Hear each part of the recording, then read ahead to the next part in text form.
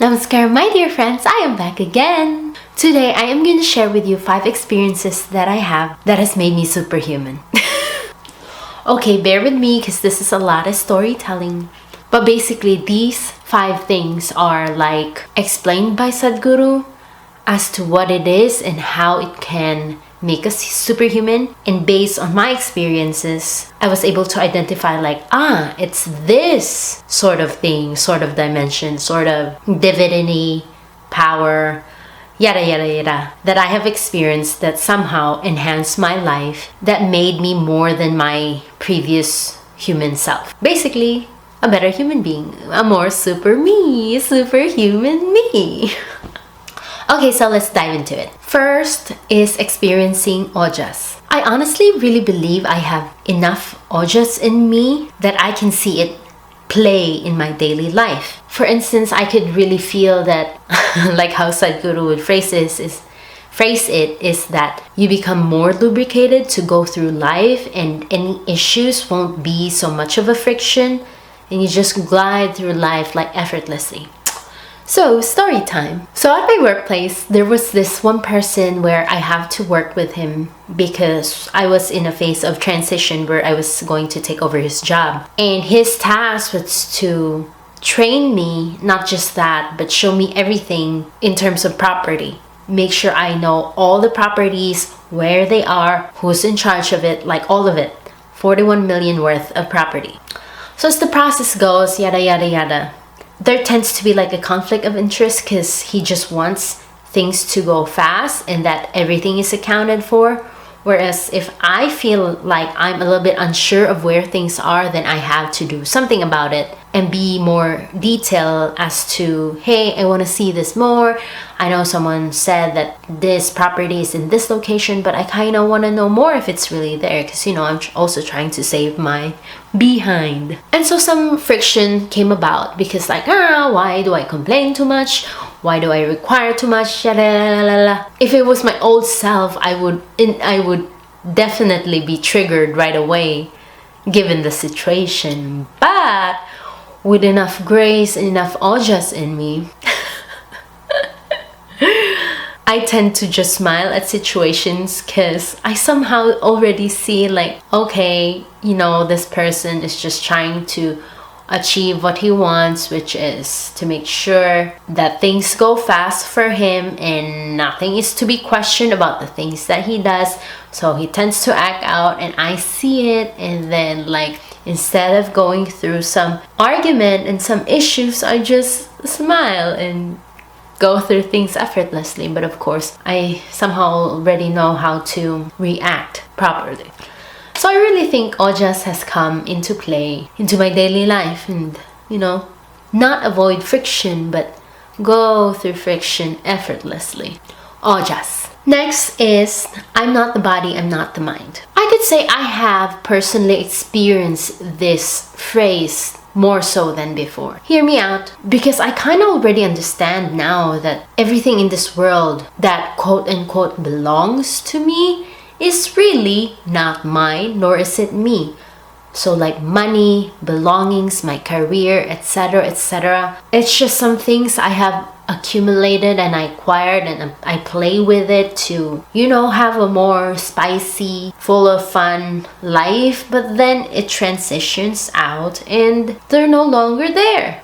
So now that I have actually experienced the body and the mind as not myself, the emotional involvement of things has lessened dramatically. And because there's no more emotional involvement, so when things come up to me, like issues like the previous story I've told you, I no longer think like my career, nor my money, nor my status in life is affected. So if someone does come up to me and complain about the things that I do or just the work that I do, again, I am no longer triggered as much as I would have had before, because in my head I already know okay, this is just a job that pays my bills. A career is just something society comes up with, and everything is just non-permanent and everything will pass. So I just somehow react to it accordingly without any emotional involvement. I no longer think, I no longer feel that this body and this mind and everything around me is me. It's just all a play, like the Matrix. Very interesting, huh? Third thing is fearlessness. As you can see, I have my Abhaya Sutra. I also really honestly believe that because I am no longer my body and my mind and I have experienced it, I am like fearless in facing any challenges there is that come into my life. Knowing that it's just like a play, I'm like, okay, anything that comes my way, I will handle. And I have no fear of losing anything, losing time or money or face or ego. None of that really matters anymore because knowing that it's just a play, I become fearless in facing anything because I know it's just a play. Maybe I just keep on saying it, but it is true though. What is there to fear if you have nothing to lose? Basically, that's what it is. What is there to fear when you actually don't know? Let me tell you a story though about how I was fearless at one point. So, one time my boss gave me a task. Actually, he gave me an option. Option A was an easy task. Option B was a difficult task because it required a lot of planning. Of course, in my head, I thought, it's a choice for me, eh? So I chose the one that was easy. But lo and behold, ta-da-da, it was just a trick. So my boss said, nope, you're not going to take the easy one. Go get the more challenging task and plan it properly. And so I'm like, instead of complaining, I didn't even allow myself to complain because I just thought like, it doesn't really matter. So I just started planning. And interestingly, when I started planning, I saw things just the way they were and like paid enough attention with past experiences, and my planning was very detailed that I actually executed my task very smoothly, effortlessly, very flawless. The people that I've worked with and some higher ups were actually impressed of how I planned and executed it well. I think I was able to do that because I had no fear at all of any consequences. Because consequences just come because of my action, and whatever consequences, I know I can handle. Because I knew that in my head that I could handle anything. Then the planning process didn't have any anxiety, didn't have any distraction. All my time and effort was solely for planning, which is really great, by the way. So fearless, really wonderful quality to have. Next experience I have is Sadhana for stability. I know Sadhguru used to say that the sadhana that he has designed is to basically improve one's stability, to have a very solid foundation. So it'd be like a very solid stage for you to do your play of life. And because I have been really, really committed and dedicated in doing my sadhana every day, I could really feel like my life has become very stable. That come what may, it's not just about the challenges that I could overcome, but more so, I want to do this thing. I have no hesitation in doing something new because I know I have a strong, solid foundation.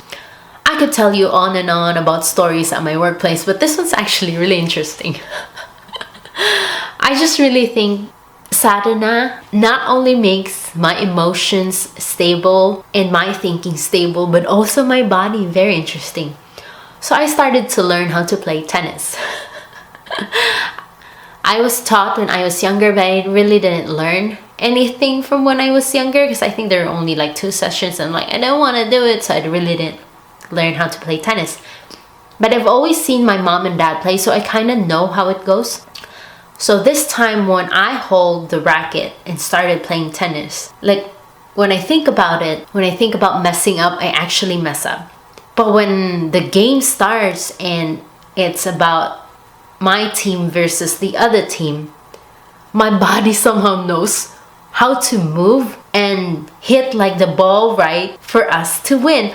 I'm not saying all my shots are like great, but like, my God, you guys, I feel like because of all the sadhana, all the yoga that I've been doing, this body has also become really, really competent in learning a new sport.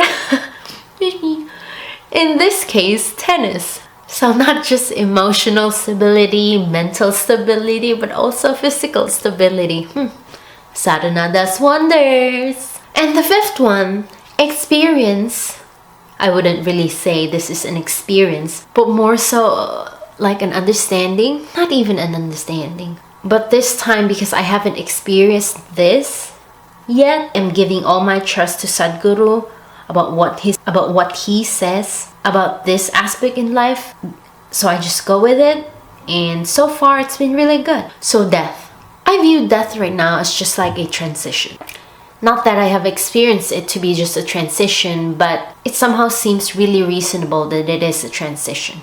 In understanding the fact that it is a transition, death is no longer of significant consequence to me. Consequence meaning it doesn't scare me, it doesn't hinder me. I just think of it as a part of life that transitions us from this dimension to the other.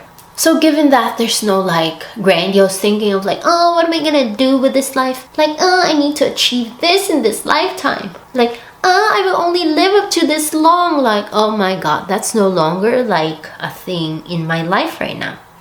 Because I believe death is just a transition. Then it's just like playing this level or this stage, and when it ends, it's just gonna be a different stage, a different dimension. But then again, if it's not really true, because I have no proof or anything to prove that death is just a transition, I'm already living my life the way I want it. So I think it's a win-win situation. So therefore, to conclude, what I'm trying to say is all these that I have learned and I have experienced through Sadhguru has really transformed my life in a very significant way.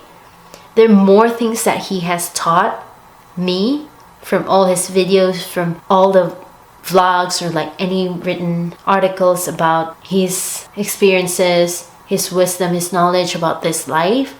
Like all of that accumulated, I know there's so much more, but even just these 5 things applied in my life, experienced through my life, graced in this life, I could really feel like my life has improved dramatically. Like this human being of myself is so super because I get to experience the grace, the divinity, and the love there is from Sadhguru. So that's it, you guys. I hope you get to experience all these wonderful things that I get to share with you, because my god, you guys, life's just ever so wonderful with all of this present, all this grace in your life. Namaskaram. Until next time for more sharing. Bye.